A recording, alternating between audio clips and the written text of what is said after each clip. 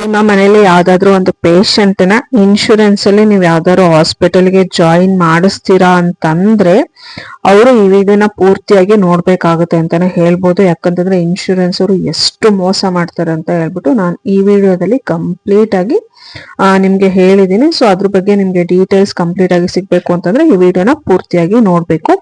Hey everyone, welcome back to my YouTube channel. ನನ್ನ ಹೆಸರು ಮಮತಾ ಅಂತ, ಮಮತಾ ಬ್ಲಾಗ್ಸ್ ಅಂತ ಯೂಟ್ಯೂಬ್ ಚಾನಲ್ ನಾನು ಸ್ಟಾರ್ಟ್ ಮಾಡಿದ್ದೀನಿ. ನೀವೇನಾದ್ರೂ ಫಸ್ಟ್ ಟೈಮ್ ನನ್ನ ಚಾನಲ್ ನೋಡ್ತಾ ಇದ್ರೆ ದಯವಿಟ್ಟು ನನ್ನ ಚಾನಲ್ ನ ಸಬ್ಸ್ಕ್ರೈಬ್ ಮಾಡಿ, ವಿಡಿಯೋ ಯಾವ ತರ ಇತ್ತು ಅಂತ ಕೂಡ ಕಮೆಂಟ್ ಮಾಡಿ ತಿಳಿಸಿ. ಹಾಗೆ ವಿಡಿಯೋಗೆ ಒಂದು ಲೈಕ್ ಕೊಡೋದನ್ನ ದಯವಿಟ್ಟು ಮರೆಯಕ್ ಹೋಗ್ಬಿಡಿ. ಹಾಗೆ ವಿಡಿಯೋನ ಫಸ್ಟ್ ಇಂದ ಕೊನೆವರೆಗೂ ಕಂಪ್ಲೀಟ್ ಆಗಿ ನೋಡಿ. ಸ್ಕಿಪ್ ಮಾಡ್ತಾ ನೋಡ್ತಾ ಹೋದ್ರೆ ನಿಮ್ಗೆ ಕಂಪ್ಲೀಟ್ ಆಗಿ ಇನ್ಫಾರ್ಮೇಶನ್ ಸಿಗೋದಿಲ್ಲ ಅಂತಾನೆ ಹೇಳ್ಬೋದು. ಹಾಗೆ ನಾನು ಸ್ಟಾರ್ಟಿಂಗ್ ಅಲ್ಲೇ ಹೇಳಿದ್ದು, ಸೊ ಯಾವ್ದಾದ್ರು ಒಂದು ಎಮರ್ಜೆನ್ಸಿ ಬರುತ್ತೆ, ಇಲ್ಲಾಂದ್ರೆ ಯಾವ್ದಾದ್ರು ಒಬ್ರು ಪೇಷಂಟ್ಸ್ ಇರ್ತಾರೆ, ಅವ್ರನ್ನ ಕರ್ಕೊಂಡೋಗಿ ಹಾಸ್ಪಿಟಲ್ಗೆ ಅಡ್ಮಿಷನ್ ಮಾಡೋದು ಎಲ್ಲಾರ ಮನೆಯಲ್ಲೂ ನಡೆಯುವಂತಹ ಒಂದು ಕಾಮನ್ ವಿಷಯ ಅಂತಾನೆ ಹೇಳ್ಬೋದು. ಸೊ ಅದೇ ತರ ಪಾಪ ಅವ್ರಿಗೆ ಏನೋ ಎಮರ್ಜೆನ್ಸಿ ಇರುತ್ತೆ, ಕರ್ಕೊಂಡು ಹೋಗ್ತಾರೆ ಹಾಸ್ಪಿಟಲ್ಗೆ ಅಡ್ಮಿಷನ್ ಮಾಡ್ತಾರೆ. ಅಡ್ಮಿಷನ್ ಮಾಡಿದ್ಮೇಲೆ ಅಲ್ಲಿ ಒಂದು ಇನ್ಶೂರೆನ್ಸ್ ಡಿಪಾರ್ಟ್ಮೆಂಟ್ ಅಂತ ಇರುತ್ತೆ. ಇನ್ಶೂರೆನ್ಸ್ ಇದ್ರೆ ಸೊ ಅಲ್ಲಿ ಹೋಗಿ ಇನ್ಫಾರ್ಮ್ ಮಾಡ್ತಾರೆ, ಅವ್ರ ಇನ್ಶೂರೆನ್ಸ್ ಡೀಟೇಲ್ಸ್ ಎಲ್ಲಾನು ಕಂಪ್ಲೀಟ್ ಆಗಿ ಕೊಡ್ತಾರೆ. ಅದಾದ್ಮೇಲೆ ಅವ್ರಿಗೆ ಟ್ರೀಟ್ಮೆಂಟ್ ಎಲ್ಲಾನು ಸ್ಟಾರ್ಟ್ ಆಗುತ್ತೆ.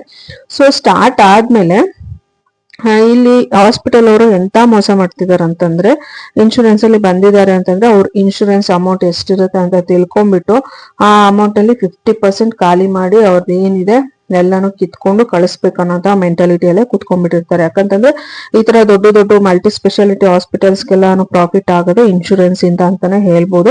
ಸೊ ನಾರ್ಮಲ್ ಆಗಿ ಪೇಷಂಟ್ ಹೋಗಿ ಅಡ್ಮಿಷನ್ ಆದ್ರೆ ಎಲ್ಲದಕ್ಕೂ ದುಡ್ಡು ಅಂದ್ರೆ ಇನ್ಶೂರೆನ್ಸ್ ಇಲ್ಲ ಅಂತಂದ್ರೆ ಅವ್ರಿಗೆಲ್ಲಾನು ಇದಕ್ಕೆ ಇಷ್ಟ ಆಗುತ್ತೆ ಅಂತ ಹೇಳ್ತಾರೆ. ಅವಾಗ ಅವರು ಕೇಳ್ತಾರೆ, ಸೊ ಇದಕ್ಕೆ ಯಾಕೆ ಇಷ್ಟ ಅಮೌಂಟು, ಅದಕ್ಕೆ ಯಾಕೆ ಇಷ್ಟ ಅಮೌಂಟು ಅಂತ ಹೇಳ್ಬಿಟ್ಟು ಅವರಿಗೆ ಸ್ವಲ್ಪ ಪರವಾಗಿಲ್ಲ ಅಂತಾನೆ ಹೇಳ್ಬೋದು. ಪರವಾಗಿಲ್ಲ ಅಂತಂದ್ರೆ ಇನ್ಶೂರೆನ್ಸ್ ಗಿಂತ ಸ್ವಲ್ಪ ಕಡಿಮೆ ಅಮೌಂಟೇ ಇರುತ್ತೆ ಎಲ್ಲದಕ್ಕೂ. ಆದ್ರೆ ಇನ್ಶೂರೆನ್ಸ್ ಅಲ್ಲಿ ಹೋಗಿದ್ದಾರೆ ಅಂತಂದ್ರೆ ಬ್ಲಡ್ ಸಕ್ ಮಾಡಿ ಕಳಿಸ್ತಾರೆ ಅಂತಾನೆ ಹೇಳ್ಬೋದು. ಯಾಕಂತಂದ್ರೆ ಇದು ನಾವು ರೀಸೆಂಟ್ ಆಗಿ ನಮ್ಮ ಮನೇಲಿ ಒಬ್ಬರನ್ನ ಪೇಷಂಟ್ ನ ಹಾಸ್ಪಿಟಲ್ಗೆ ಅಡ್ಮಿಷನ್ ಮಾಡಿದ್ವಿ. ಅವ್ರು ಮಾಡಿದಂತಹ ಪ್ರೊಸೀಜರ್ಗೆ ಬರೀ ಒಂದ್ 20,000-30,000 ರೂಪಾಯಿ ಇರ್ಬೋದು. ಔಟ್ ಸೈಡ್ ಕೂಡ ಅದಕ್ಕಿಂತ ಕಡಿಮೆನೇ ಇರುತ್ತೆ.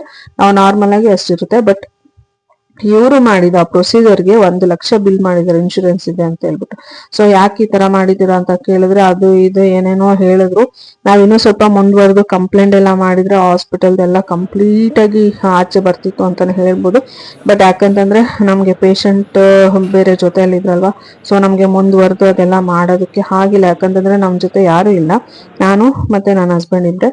ಸೊ ಹಾಗಾಗಿ ಇವಾಗ ನಾನೇ ಈ ತರ ಕೇಸು ಅದು ಇದು ಅಂತ ಮಾಡ್ಕೊಂಡು ಹೋದ್ರೆ ಪೇಷಂಟ್ ನೋಡ್ಕೊಳ್ಳೋ ಯಾರು ಇರ್ಲಿಲ್ಲ. ಸೊ ಹಾಗಾಗಿ ನಾನು ಆವಾಗ್ಲೇ ಅವರಿಗೆಲ್ಲ ಇನ್ಫಾರ್ಮ್ ಮಾಡಿ ವಾರ್ನ್ ಮಾಡಿ ಬಂದು ಎಲ್ಲ ಆಗೋಯ್ತು. ದೊಡ್ಡ ಇಶ್ಯೂನೇ ಆಗೋಯ್ತು. ಯಾಕಂದ್ರೆ ಇನ್ಶೂರೆನ್ಸ್ ಇದೆ, ಇನ್ಶೂರೆನ್ಸ್ ಇಲ್ಲ ಅಂತಲ್ಲ, ಕವರೇಜಸ್ ಕೂಡ ಇದೆ.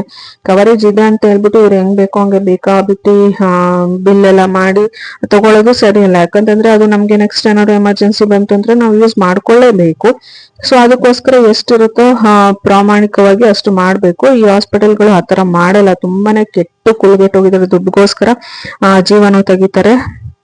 ಮತ್ತೆ ಹೋಗಿರೋ ಜೀವನ ಇದೆ ಅಂತಾನು ಕೂಡ ಸುಳ್ಳು ಹೇಳೋಷ್ಟು ಕೆಟ್ಟ ಬುದ್ಧಿಗೆ ಇಳಿದು ಬಿಟ್ಟಿದ್ದಾರೆ ಅಂತ ಹಾಸ್ಪಿಟಲ್ ಅವರು. ಸೊ ಇದ್ರ ಬಗ್ಗೆ ನಮ್ಗೆ ಕರೆಕ್ಟ್ ಆಗಿ ಗೊತ್ತಾಯ್ತು ಏನೆಲ್ಲಾ ಮೋಸ ಮಾಡಿದ್ದಾರೆ. ಸೊ ಬಿಲ್ಲಿಂಗ್ ಅಲ್ಲಿ ಕೊಡದೇ ಇರೋ ಮೆಡಿಸಿನ್ ಎಲ್ಲ ಬಿಲ್ ಮಾಡಿದ್ದಾರೆ. ತುಂಬಾನೇ ಗೊತ್ತಾಯ್ತು ಆ ಬಿಲ್ಗಳೆಲ್ಲ ಕರೆಕ್ಟ್ ಆಗಿ ನೋಡಿದಾಗ. ಸೊ ಇಂತ ಮೋಸ ಮಾಡೋಂಥವ್ರು ಇರ್ತಾರೆ. ಯಾರೆಲ್ಲ ಹಾಸ್ಪಿಟಲ್ ಅಡ್ಮಿಷನ್ ಮಾಡೋರು ಹುಷಾರಾಗಿರಿ. Thank you all.